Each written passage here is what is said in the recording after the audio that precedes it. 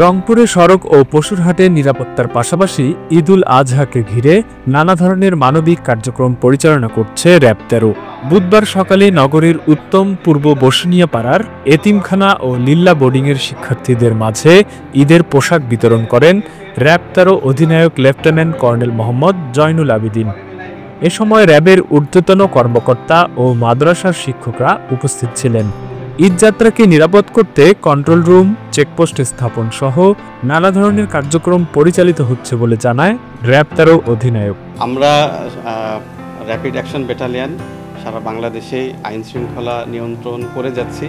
এর পাশাপাশি সামাজিক দায়বদ্ধতা থেকে আমাদের আশেপাশে যে বিভিন্ন স্কুল কলেজ রয়েছে বা এতিমখানাগুলো রয়েছে সেখানেও আমাদের কিছুটা অনুদান বা অবদান রাখার আমরা চেষ্টা করে যাচ্ছি।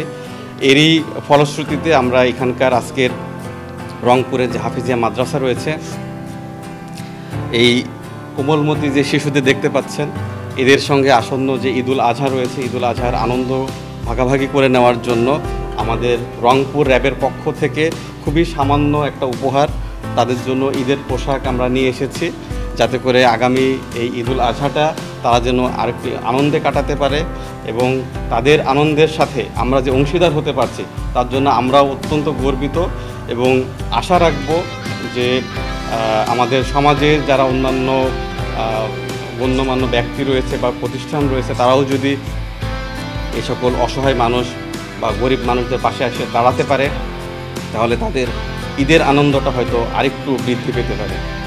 নিউজ ডোর ডেস্ক রিপোর্ট।